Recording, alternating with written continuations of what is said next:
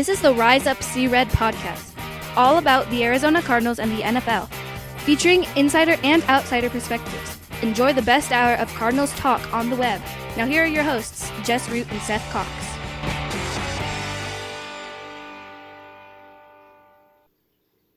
Hello, Arizona Cardinals fans, and welcome to the latest edition of the Rise Up See Red podcast, a special Christmas edition. I'm your host, Jess Root from CardsWire.com, the USA Today NFL wire site covering the Arizona Cardinals. In this edition, I am without my host, Seth Cox, because of the holidays. It's currently Christmas Eve night. I'm with my family up at my in-laws, and so we don't have the way to communicate. It's not nearly as easy to communicate. He's got his family things, I've got my family things, so I'm recording late on Christmas Eve. Christmas things are all taken care of, and before I get to bed, I'm going to record a show for you guys as the Cardinals are coming off of a great win, a 27-13 victory over the Seattle Seahawks on the road. And this episode 253, we will get into that. We'll talk about, we'll highlight some of the good things of the win. We'll talk about Kenyan Drake, his play, the potential of him coming back and getting a new contract. We'll talk about the injury to Kyler Murray and what that means for the season finale. Chandler Jones and his play. We'll look ahead to the Rams game for the season finale, and then, since it is a Christmas show, we'll talk about some Christmas wishes we have for the team moving forward. So let's go ahead and get started and not waste any time on this episode 253. This is the best hour of Cardinals talk on the web, and I thank you as always for listening. The game on Sunday was their finest performance all year. 27-13, it had a little bit of everything, but it didn't come without a little bit of adversity to start, because they started out with a 3-and-out. They didn't look good offensively to start things off. Then defensively, Seattle came out in their first drive and just carved them up. Like the saying goes, like a hot knife through butter. There was no resistance at all. They scored a touchdown. They take a 7-0 lead. And here's the thing. Even the Seahawks thought the Cardinals would lay down. That was a comment made by right tackle Germain Ifedi after the game. They thought that after the Cardinals fell behind 7-0, being after that 3-and-out and that easy drive that the Seahawks had, they thought they would lay down, and they didn't. They fought back, and I think it came down to one big play. That very next play from the next drive by Kenyan Drake, 80-yard touchdown run, it changed everything. Because then offensively they were good, and defensively they were good, and they fought, and they did everything well. Some of the highlights from that game is that defensively they only gave up a total of 224 yards on the afternoon, and that was after they gave up 89 yards in that first drive. They held them to 1 of 12 on third down. The defense was absolutely fantastic. They held them to only 169 passing yards. They held them to 91 rushing yards. And yes, it is fair to say that their offense was limited. They were without their left tackle, Dwayne Brown, who is now going to have surgery. And as a result, Chandler Jones took advantage. 4 sacks. He was dominant in that game. And they also suffered injuries to their top 2 running backs. I mean, they already lost Rashad Penny to an ACL tear. Chris Carson got hurt. He had 8 carries for 40 yards. He got hurt, had a hip injury. He's done. And he's done for the season. CJ Prosise hurt his arm. He's done. And so they were left with Travis Homer. And the Cardinals really sort of poured it on. Nonetheless, they did the things that they needed to do. They took care of the football. They pressured Russell Wilson, they controlled the running game, and they ran the football. Kenyan Drake was marvelous. 166 yards on the ground. They got another 40 yards from Kyler Murray after he got hurt, and that's something that happened during the game. They got 35 yards from Brett Hundley, some key plays that he made down the stretch. But it was really fantastic to see how they went forward in that game. Defensively, some fans will say that this saved Vance Joseph's jobs. I'll be honest, I don't think his job has ever really been in jeopardy this year. But it finally looked like they put things together. They got the pressure and they got the coverage because their pass defense had been so bad all year, and suddenly they turned it around. It started last week against Cleveland, and Patrick Peterson looked like the Patrick Peterson of old. Now they didn't have a big time guy like Odell Beckham, but they did have him. It's at least early on. Rookie DK Metcalf, who's having a really fine rookie season. He's become a go-to guy for Russell Wilson, and he was targeted only once all afternoon and didn't make a catch. So if we're going to go back to the Patrick Peterson stats from yesteryear and things like that, what we find is he shut down another receiver. On the other side was Tyler Lockett, a guy who really is talented. He's been fantastic. He's been their number one receiver, been big plays. They held him to one catch for 12 yards. Things happen differently. And we'll notice something, and I'm going to kind of point to this. I don't know what it took, but Patrick Peterson playing at a high level changed the defense. I think this is what everyone believed would happen when he came back from his suspension in week 7. He would play at a high level and the defense would automatically improve drastically. But it didn't. And that's because he wasn't playing at a high level. For whatever reason, whether it was knowledge of the offense, whether it was physically just getting his legs back, being that it was a PED suspension, maybe it was getting used to playing again without the juice. I hate to throw that out there, but the fact of the matter is he was suspended for performance-enhancing substances. So clearly something happened. How long he's been on this, we don't know. That thing hasn't been discussed. But for whatever, so we're now at the end of the season. Peterson's playing at a Peterson level. What happens? The defense looks good. So they fixed the defense, and that's the thing, because the pass defense, even after his return, was bad. In fact, the numbers, Patrick Peterson's return, the passing defense numbers were even worse than they were for the first 6 games of the season. Now, the last 2 weeks, he's locking down receivers, and everything is changing. There's getting pressure, and they look like a dominant defensive unit. I don't know if they're going to sustain that, but at least this looks like, well, if we get Patrick Peterson for a full season next year playing at that level, maybe, just maybe, that's really the only change we need. So the offense seems to be in good shape. If the defense plays like this, my goodness, this is a competitive team. And it is fair. Seattle was ravaged with injuries. They were already missing 3 defensive starters, and then they were down other offensive starters. So they played without Jadeveon Clowney, their top passer. He's one of the most disruptive edge players that they have. They were missing Shaquille Griffin, their top number 1 corner. They're missing Quandre Diggs, their physical force and at safety. They were missing Dwayne Brown, their left tackle. Then they lost Chris Carson. And then as well C.J. Prosise, leaving Travis Homer. And so they were really limited. And so they were able to lock up the run game. They weren't hurt too bad by the tight end. They did give up the 1 touchdown, but they didn't give up a touchdown the rest of the game. They really defensively locked them down. They held them. They had 4 straight 3-and-outs in the first half. And they didn't let them come back, even though there was a little bit of adversity with the special teams play with the blocked field goal. They got good performances across the board. Kyler Murray was effective. Kenyan Drake was great. They didn't get much play. They didn't get much out of the receivers. Larry Fitzgerald was solid. In fact, that 21-yard touchdown that he had was fantastic. Brett Hundley, when he came in the game as well, it didn't mess things up. The rhythm was a little bit off, but he made plays with his legs to go forward. So there was a lot to like. In fact, there was very little negative that you could find out of this game, other than the fact that they didn't get anything from the receiver position outside of Larry Fitzgerald. In fact, they only had 15 completions the entire game. 4 of them went to Larry Fitzgerald, and then the rest of the receivers had a combined 3, 2 by Pharoh Cooper and 1 by Damiere Byrd. Christian Kirk, their supposed number 1 receiver, was targeted 5 times and didn't get a single catch. He had a drop. It wasn't great, but we can't can't really complain. And Andy Lee, he had a couple of really good punts and a couple of really crappy punts. Again, we're nitpicking here. The offensive line played well. The defense played well.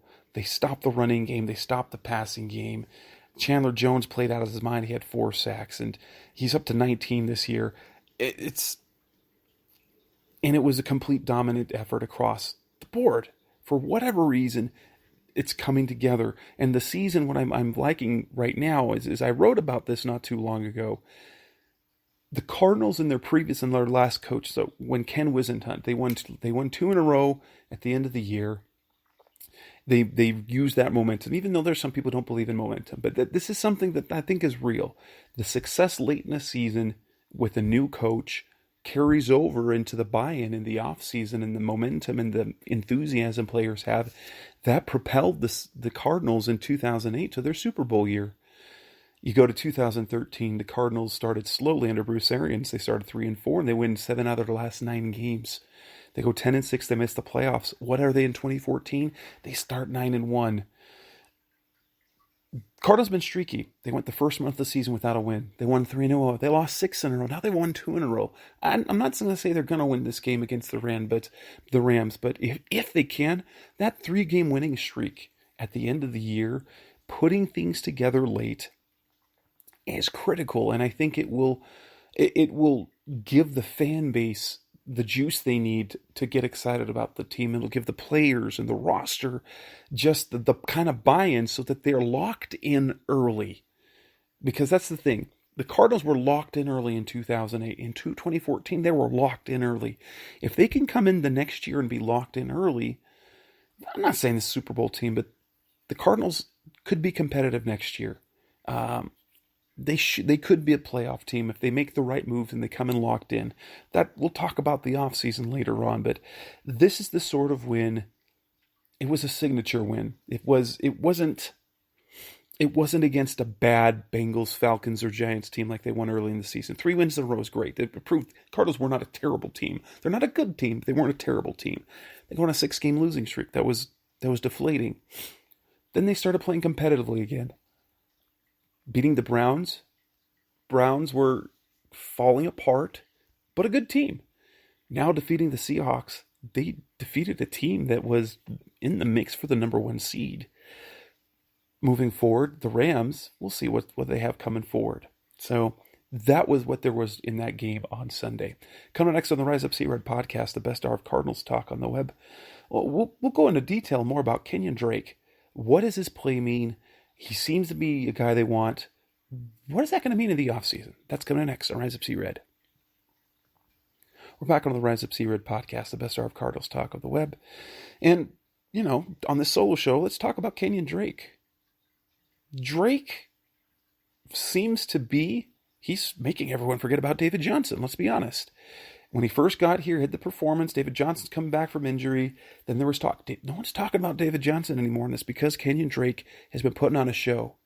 He came on the stage, lit on fire, 110 yards against the 49ers. Then he had some pedestrian games, and that was all part of that losing streak. They didn't get him as many carries. He wasn't bad, but he was putting up kind of David Johnson numbers. But the last 2 weeks, he's been on fire.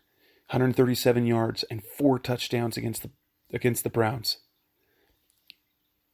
This week against the Seahawks, he has the 80-yard touchdown run. Then he goes for 166 and 2 touchdowns. He is now the team's leading rusher. He's only been with the team since week 9. He's now the team's leading rusher. He's their leading rushing touchdown. He's got 7 rushing touchdowns. In fact, with the rushing yards since week 9, since he came over, he and Derrick Henry of the Titans are the only players to have over 500 rushing yards and 7 rushing touchdowns in that time period. And Derrick Henry's playing out of his mind, which leads us to the fact the Cardinals are really high on this guy, and he's a free agent at the end of the season. Steve Keim was on the radio this last week and said publicly he would love to have him back. You don't normally go that forward about it unless you really have the intention of doing it. And they said they traded for him, not necessarily, it wasn't just because Chase Edmonds and David Johnson were hurt. And they've done this before. I mean, when they did this when they traded for Adrian Peterson a couple of years ago. But they needed an option. And so by trading for Drake, they didn't have to give up much, but it wasn't just a short-term thing, they felt. Cliff Kingsbury was high on him for a long time, loved him in college. Steve Keim, when they found he was available, went and got him. They really believe that he can be the guy moving forward. Cliff Kingsbury's been nothing but absolutely praiseworthy of him, saying he's a perfect fit, that he does everything well. He's not talking about David Johnson anymore. He's an afterthought, which leads us to this. What's it going to cost? Because Kenyan Drake is playing like a guy who knows he can play and be a number one running back, and the Cardinals are using him that way. They have to bring him back, basically. But the question is going to be, what's it going to take in terms of financials? I wrote about this on Cards Wire, and I published this on Monday, and I did some comps. He's not going to get David Johnson money, but he's not going to come on the cheap. It's not going to be super cheap. So we need to kind of look at some of the comps over the last couple of years. Now, the high end is Jerick McKinnon. And now they're kind of similar situations. Drake right now has 205 touches this season, and he's probably going to get another 20. He's going to be looking about 220 by the end of the year. So it's a little bit more than some of the other guys. He's going to be 26 years old next month, so he's right in the prime of his career. And we've seen other running backs who have not had full-time roles then get a contract projecting them to be in that number one role. Number one, and this is the high end, Jerick McKinnon a couple years ago. He was coming off 2 years with the Minnesota Vikings with over 200 touches, and the 49ers go out and get him. They sign him for 4 years and $30 million and $18 million guaranteed. He hasn't played it down for the 49ers in the last 2 years, but that's the high end comp. That was a lot of money. They believed he was going to be a number one guy. $7.5 million per year, $18 million guaranteed. I don't think he gets that number because it's proven to be not a good contract, but that it could go that high. If you go, the 49ers also signed another guy last year in the same type of thing, and that's Tevin Coleman, previously of the Atlanta Falcons. He saw kind of a full-time role last year after Devontae Freeman got hurt. He had 183 and 199 touches in the last 2 seasons. He was 25 years old last year. He signed with the 49ers, 2 years, $8.5 million. Reasonable. $3.25 million guaranteed. Dion Lewis, and in 2018, he got a 4-year, $19.8 million deal with the Titans after a 212 touch season where he had over 1,000 total yards with the Patriots. You know, he's averaging nearly $5 million a year, and it comes with $5.75 million in guarantees. Duke Johnson's, it's kind of an interesting because he got 3 years and $15.6 million from the Houston Texans after he was let go by the Cleveland Browns, and more than $7.5 million in guarantees. And he's the one that was used the least, and many believe that Johnson was underused and underutilized while he was a Browns player. He never got more than 165 touches. And that's kind of the feeling with Kenyan Drake when he was at Miami, that he never was given a chance to be the number one, whether he was behind whoever. There was always someone ahead of him, and that was the case in college. He was at Alabama. He was not the number one guy there either, but obviously there were top running backs at Alabama. Now, so we're looking at the bottom end is going to be $4.25 million, with the high end being $7.5 million. He's 25 years old. He's going to be looking for a long-term deal, I'm sure. Kind of the target we're probably looking at is 4 years and $25 million, and probably $8 to $10 million guaranteed. So it's going to be a little bit more than $6 million per year. And that's reasonable for a number one back. It might be a little rich for some people's tastes in terms of what they got, but the problem is not paying is if you find a guy like Kenyan Drake and you feel he's a perfect fit in your offense, you've got to do it. Don't give him David Johnson money, but the problem is this. David Johnson's money is still on the books, and his contract is not an easy one to unload. You're already on the books for him of over $10 million next year with a cap hit of over 14. And if you cut him, you're going to take a bath. You're going to lose cap space because it's going to cost you, because his $10.1 million, $10.2 million is fully guaranteed, which means you're going to be on the hook for that, plus the $6 million in prorated signing bonus money, which means it costs more against the cap to cut him than to keep him. You can trade him, and that's probably what you're going to have to do. The question is, can you get anything for him? Now, on the bright side, no team is going to have to hit a team that picks him up. It's not going to be a $14 million cap hit. It'll be the 10.2. It'll be his salary only, and it will be fully guaranteed. The Cardinals are going to have to eat the signing bonus, so he's going to cost $6 million in dead money if they trade him. But unloading him will save them about $8 million against the cap. And if you're going to pay Kenyan Drake 6.5 or 6, I guess it'd come out to 6.25 is on the contract projection that I have per year, you're actually saving a little bit money still. You're unloading that contract, you're getting a guy you like more, and you're saving a little bit of money for a guy who's younger. For me, at this point, when it comes to David Johnson, this is what you need. If you can find a team that will take that contract, and all you need to get is a 5th round pick. If obviously you'd like to get more, but you can't expect more. The 5th round pick would mean this. It's going to have cost, because the Cardinals dealt a 5th or a 6th round pick for Kenyan Drake. It's probably going to be a 5th rounder. You get a 5th rounder back for David Johnson. You've essentially recouped your pick, and you keep Kenyan Drake, and you get to sign him long term for a player that you like more. It's a win-win. In my opinion, that's a win-win. What you don't want to get yourself into, and Seth has said this, he thinks it might be a situation where you have to do a Brock Osweiler type trade, a salary dump like you see in the NBA, and that the Cardinals would have to send Johnson and a draft pick to get a draft pick back. The Cardinals are already down a couple of draft picks because of trades they made. They need to not have to unload it. Now, the other question is, well, they do have a lot of cap space. Could they potentially keep Drake and Johnson on the roster? It doesn't make much sense if in terms of managing the roster at running back. If you move David Johnson to receiver, that's a possibility. The problem is, and this is the problem, is David Johnson the same type of player as a receiver, as opposed to a receiver out of the backfield? We know he can run receiver routes, but how's he going to look when he's defended by actual defensive backs? If you use him as a running back from time to time and then swing him out, defenses are forced to treat him like a running back. But if he's a full-time receiver, he won't get that treatment anymore. So that's kind of the dilemma.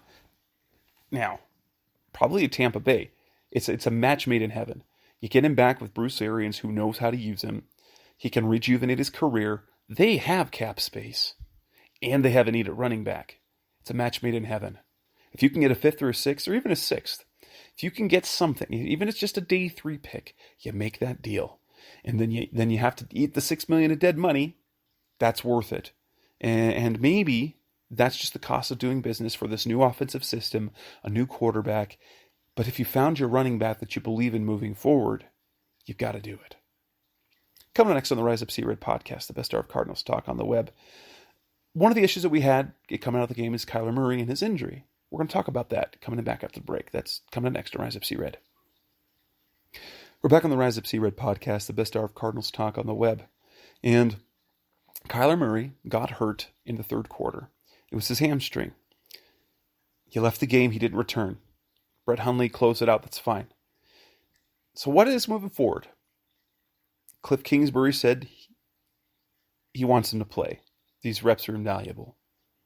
But at the same time, if he's not able to go out and be Kyler Murray, he's not going to put him out there. He's going to have to be 100% or be able to play at a high level to be out there.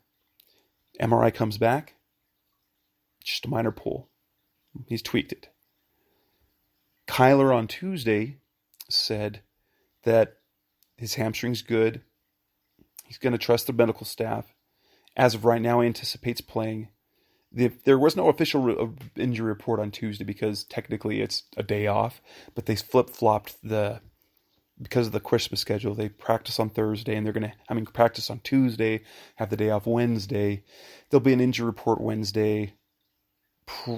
Whether they base it off Tuesday's practice or what it would have been on Wednesday will remain to be seen. It looked like he would be called limited. And this way, Brett Hundley's going to get some first-team snaps. Kingsbury said basically the only snaps that Hundley's gotten all for the last several months have just been on scout team. And so he hasn't had any game planning snaps, and he did kind of a good job. So we'll have to wait and see how that turns out. But there is a couple of ways you could go. And some people think there's no reason to put. So if he's even at all hurt, let him sit. There's no reason to sit and play him in that finale and risk to injure him further as he go into the offseason. Of course, Cliff Kingsbury doesn't see that. He says these reps are too valuable. Plus, it's a Rams team. It's a talented team. It's on the road. It's in a tough environment to play. A team that already beat him up earlier in the year. And so these reps in games are different than mental reps. They're different than practice reps. Game reps are the ones that matter. And to give him that experience only will help him moving forward. That said, you want to see him end of the season. You want to see him finish strong. But it would be devastating if he had something happen more and then he goes into the offseason hurt. Now, you can't. Now, that's the thing about football. I know very well you can't fear injury because injuries happen.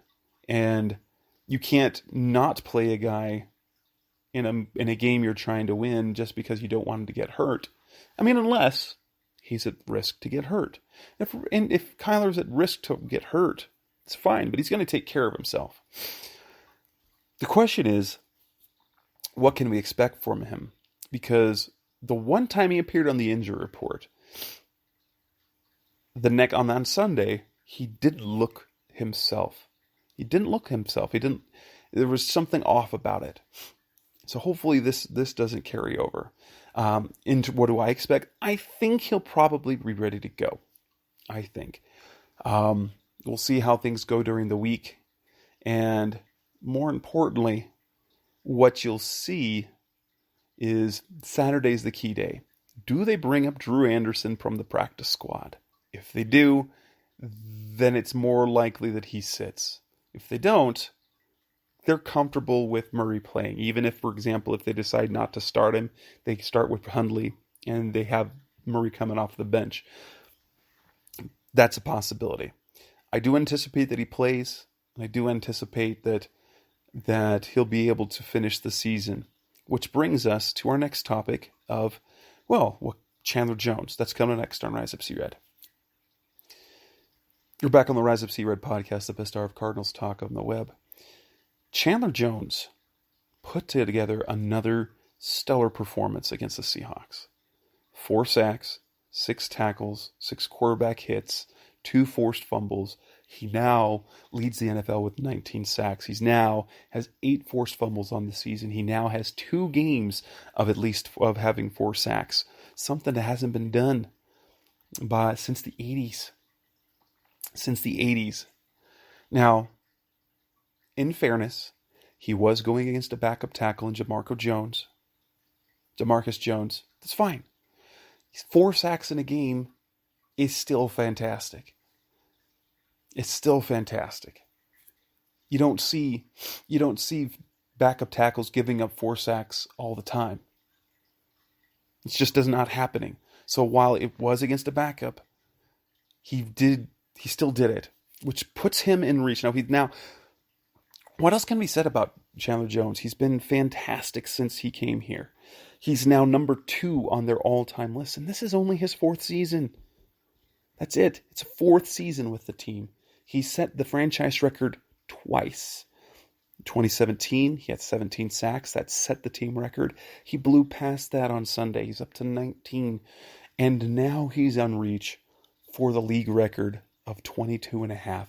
He's going to have to get 4 sacks against the Rams. To do it, it's probably not going to happen. I'll say that. If he gets a sack, great. Let's get him to 20. I don't anticipate having a 4-sack game 2 games in a row, especially against the Rams, because, mind you, and you need to point this out, he, in the last 3 games against the Rams, he only has half a sack. That's it. Half a sack in his last 3 games. The Rams have been very good against him. Andrew Whitworth is a tough matchup. And so we'll kind of see moving forward. We'll see what happens. 4 sacks would put him in the record books. Now, is he Defensive Player of the Year? He definitely should be in that conversation. From everything I've read, it feels like Stephon Gilmore, Patriots cornerback, seems to be kind of the guy. But for what it's worth, Chandler Jones putting up these numbers does not get the buzz. You get a guy with this number of sacks in a season, or even over the course of 3 seasons, you're talking J.J. Watt, Aaron Donald numbers, and those guys are Defensive Players of the Year. It's comical, the lack of buzz that he gets nationally. Now, of course, he's doing it on a bad defense all season. The Cardinals are only 5-9-1. They have a statistically bad defense. He just doesn't get the love. And so it could be seen as stat padding. But nonetheless, it should be kind of more impressive, especially because he's really the only threat that they've had. He's the only real good pass rushing threat on this team. 19 sacks is unbelievable. 4 sacks twice is unbelievable. What's even more incredible is the amount of times he's knocking the ball out. So he's got 8 forced fumbles. They haven't recovered all of them, but he's doing a great job in really every phase. And his mentality is great. I'm impressed with the way he handles himself. There is he wants the recognition, but he doesn't worry about it, and he doesn't worry about it publicly. Everything you hear, he's kind of soft-spoken. He's well-spoken, but he's soft-spoken. He just wants to do his job. He wants to help the team win. Of course he wants to get to the quarterback. And what's interesting is, if we notice kind of his best games, he's got the 4 sacks against the Giants, got the 4 sacks against the Rams, against the Seahawks. And if you look at what they had, he also had a couple against the Browns. What are the 3 games where Patrick Peterson played his best? It was those 3 games. He had the juice coming into his first game back against the Giants, and his last 2 weeks. And so Patrick Peterson's play is affecting Chandler Jones' play. I don't think this is by accident that when Peterson has been at his best, it has led to Jones being at his best. Which leads us, week 17 and then 2020, kind of the sky's the limit. Because if we get a full season of Patrick playing at a high level, combined with Chandler Jones, who continues to just be dominant at pass rusher, this defense could be something fun to watch.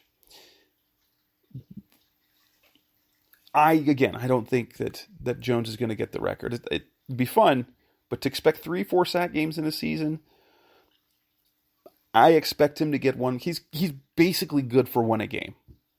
A little bit more than 1 a game. That's kind of been the thing. He'll have 1 a game and then some bursts with a little bit more.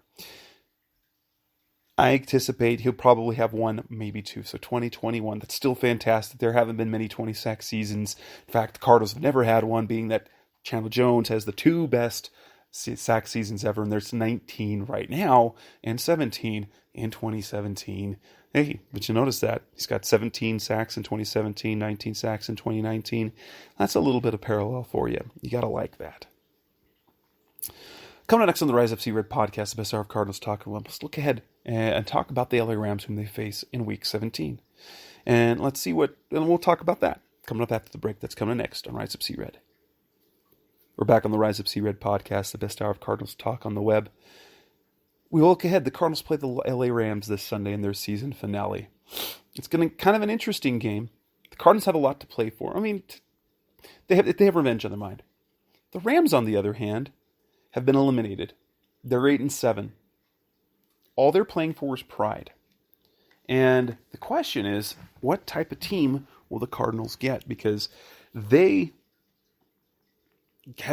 been super inconsistent. If we go back to a couple weeks ago, while their playoff hope was still alive, they just got beat down by the Dallas Cowboys. Now, they were up for the 49ers, and they lost at the end. Demoralizing type of end of the game type thing, last second field goal. But now they're out. They can't make the playoffs. Are they going to look ahead? Are they going to want to finish the season? This is a team that's used to winning. And if they're not playing for something, are they going to show up differently? I don't anticipate it. Cliff Kingsbury doesn't anticipate it. And plus, it's a divisional game, and it's a team that they've beat up on. Now, I would like to point out the stat that the Cardinals have scored fewer points in the last 5 ball games than the Rams have averaged against them. They're getting beat by an average of about 33-7 in the last 5 games. They're not even competitive. It was their worst game of the season this year. It's been embarrassing in other weeks. And so, what can we expect against the Rams? Now, if we get a defensive performance out of the Cardinals that we did in the last couple of weeks, it should be interesting. Because if we look at the Rams this year, their offense, their rushing offense, so this has been bad the last 2 weeks. They ran for 22 yards against the Cowboys and only 72 yards against the 49ers. And the 49ers are a team that you can run on. The Cardinals' rush defense has been improved. They've now, in two of the last 3 weeks, they've held an opponent to under 100 yards. The only two times this season they've done that. They did a good job against the Cleveland Browns, and Nick Chubb still ran over them for a bit. So they still gave up some rushing yards there. But the offensive production, it's been there. You look at the Cardinals gave up 549 yards to the Rams in their last matchup. The Rams followed it up with 455 yards against the Seahawks, but they were under 300 against the Cowboys, and they were back up to almost 400 last week, but almost all that came through the passing game. Defensively, though, the Cardinals have had success with running the football, and guess what? The Rams are vulnerable to that. Now, the Cardinals only ran for 74 yards against the Rams. Let's look at the last 4 of the last 5 games. In 4 of the last 5 games, the Rams have given up over 100 yards. But these are the totals. So the week before, when they played the Baltimore Ravens, Baltimore ran for 285 yards against them. Seattle ran for 106. The Cowboys ran for 263, and the 49ers ran for 110. This could be, if the Cardinals are going to hold to what they've been doing, they will keep this game competitive if they can manage to run the football and not get down too far early. That was the success that the Cardinals had against the Seahawks, is the fact that while they got down early, they responded. And then after that, the defense clamped down. There's a new development. Jalen Ramsey, top cornerback for the Rams, he's out for week 17. He's got a knee strain, and it's going to take about a month to heal. He doesn't need surgery, but they're holding him out. Are there going to be any other players that they do that to? That's going to be interesting moving forward, is to see what happens there. Now, what do I expect against the Rams? I don't think I'm not going to expect the Cardinals to win. I can see it happening, but I think the Cardinals are rolling right now. The Rams are going to. I think if the Cardinals show any fight, that the Rams will. I don't know if they'll fight the way they will. So I could see a win. But I expect competition. If I had to pick this game, I think I'm going Rams 28, Cardinals 25. And it's going to come down to the end. Jared Goff is still putting up some good numbers. He's turned the ball over a little bit more, but let's keep an eye on Patrick Peterson. Because if he can play again, like if he falls up and he promised good play. He promised Vance Joseph that he wouldn't let him down again. So if he can match up with, if he can take Robert Woods out of the game, like he did against DK Metcalf, like he did basically against Odell Beckham, and if the Cardinals can stop Todd Gurley, that's going to force them to go elsewhere. Now, obviously, Cooper Kupp, both Cooper Kupp and Robert Woods are over 1,000 yards, and Tyler Higbee, the tight end, has been fantastic the last several weeks. So those are still things to look at. But the Cardinals defensively look better. Whether it's Patrick Peterson's play, the subtraction of Terrell Suggs since then, it's going to be interesting moving forward. But that's kind of what I expect. Like, I expect to see the Cardinals fight. I expect a competitive loss, maybe a win to close out the season. And if they get 6 wins, which is kind of the high end of expectations that's where I had the Cardinals, about 6 wins. But I thought that they would have 6 wins at the beginning of December and lose their final games. I really like how this plays out, because if they can end up on a 3-game winning streak, that sets them up for next year. I mentioned that earlier in the show. I want to build into 2020 where this team is moving forward and Kyler Murray takes the next step and they improve defensively and they can be competitive, potentially be a postseason team in 2020. That'd be great to look forward to. Now, coming next on the Rise of Sea Red podcast, the best hour of Cardinals talking about, we will wrap the show up. This is the Christmas show. So let's talk about our Christmas wishes for the team. That's coming next on Rise of Sea Red. We're back on the Rise of Sea Red podcast, the best hour of Cardinals talk on the web. Guess what? We are now set for Christmas. And this episode's going to hit on Christmas morning, Christmas afternoon, something like that. And so it's the time when we celebrate. We have our wish lists. It's a time for family. It's a holiday season. So happy holidays to everyone. But I did write a piece for CardsWire that's already up on the site. So what are the Christmas wishes we have for the Cardinals? As Cardinals fans, what Christmas wishes do we have for our team? I listed 7. I think first and foremost, a great Christmas wish is simply just to win against the Rams. Again, to win 3 straight, to pick up 2 quality division road wins would be fantastic. It's big for the team moving forward. It adds to Kyler Murray's resume. It will probably allow Steve Keim and Vance Joseph and everyone to allow continuity. Say what you want about whether you think Keim should get fired or Vance Joseph should get fired. There is something to be said about continuity, especially when you're coming from a 1-year coach. You've got a rookie coach, you've got a rookie quarterback. See what they can do.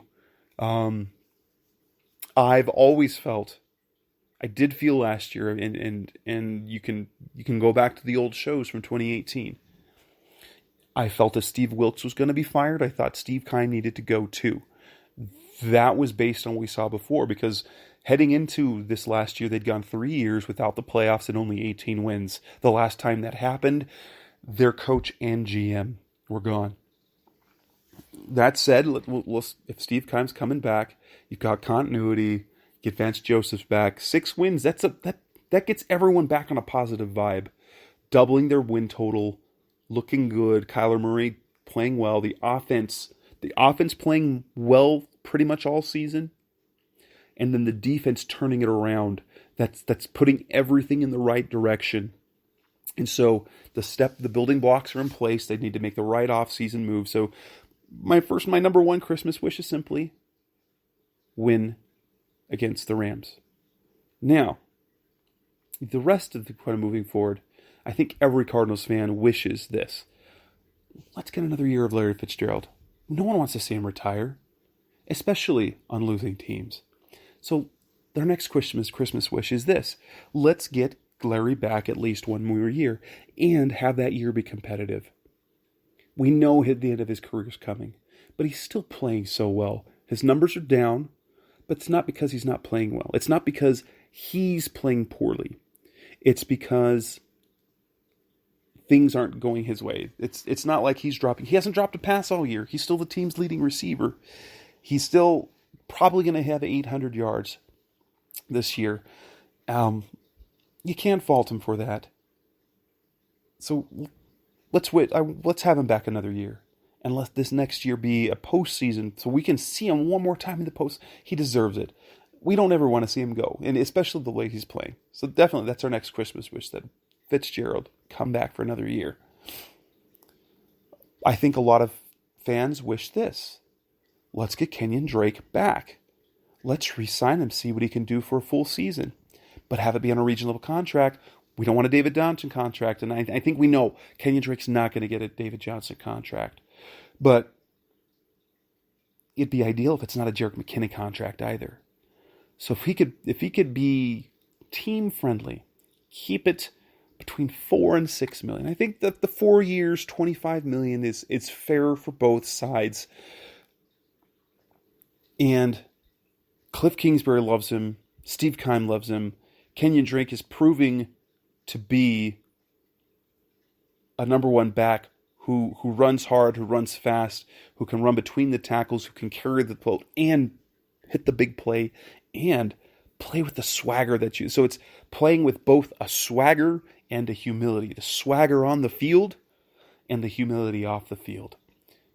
David Johnson lost that swagger on the field. He still has the humility, although he does seem more defiant. And that's understandable, but David Johnson lost the swagger on the field. Kenyan Drake's got that. So let's wish we get him back on a reasonable deal, because he really has propelled this offense the second half of the season. The next Christmas wish, it's related to the previous one, that we can unload that David Johnson contract without taking unload it and get something out of it. So can't cut him, can't be it. My wish is that they can deal him for a third or a fourth round pick, but I'm okay with a fifth. If a fifth's all out there, take it and run with it. You get out of that salary, you take a $6 million dead hit, but you've got cap room this year, and you're going to save money, and you can bring back Drake, and then you've still got a two-headed monster of Kenyan Drake and Chase Edmonds, whom you've seen play at a high level.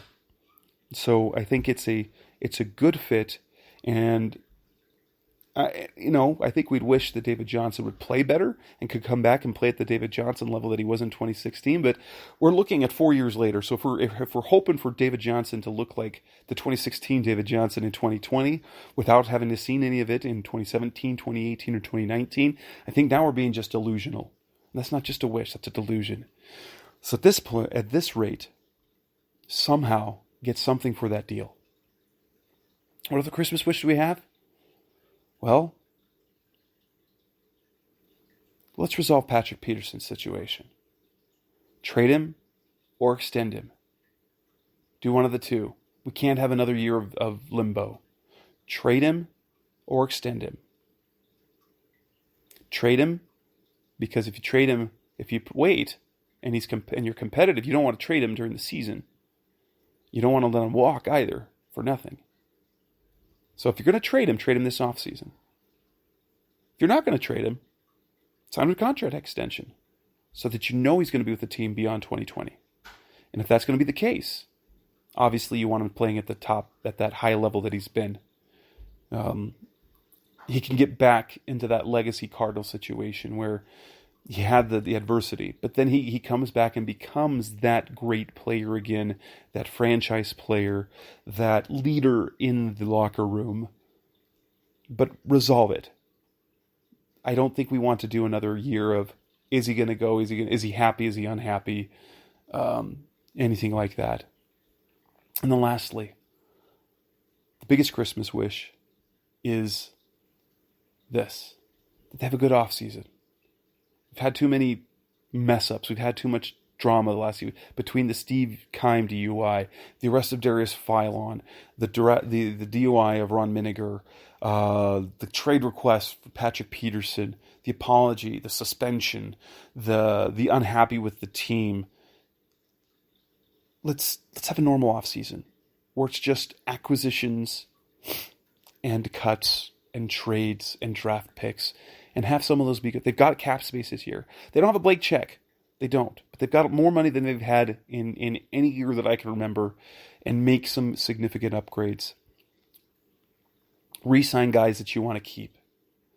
Add a couple of defensive pieces. Go out and land a big defensive lineman. Do something.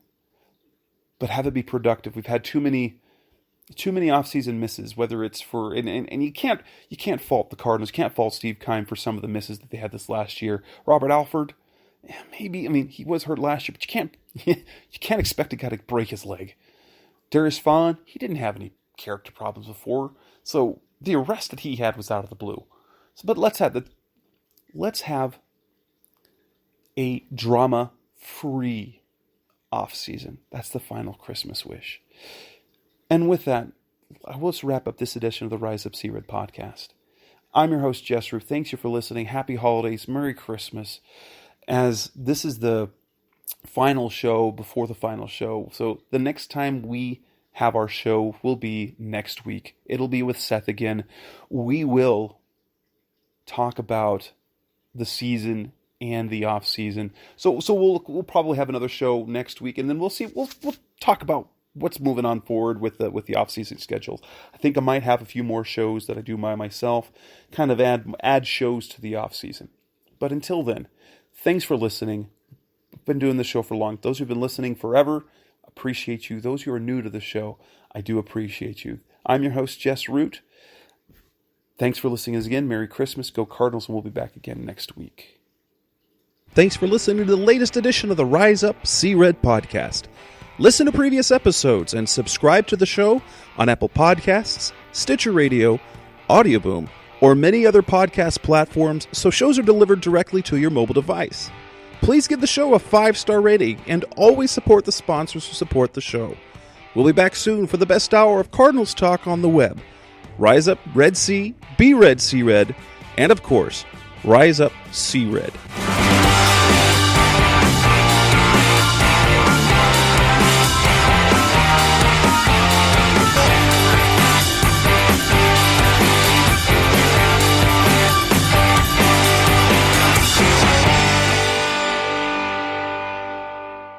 Rise!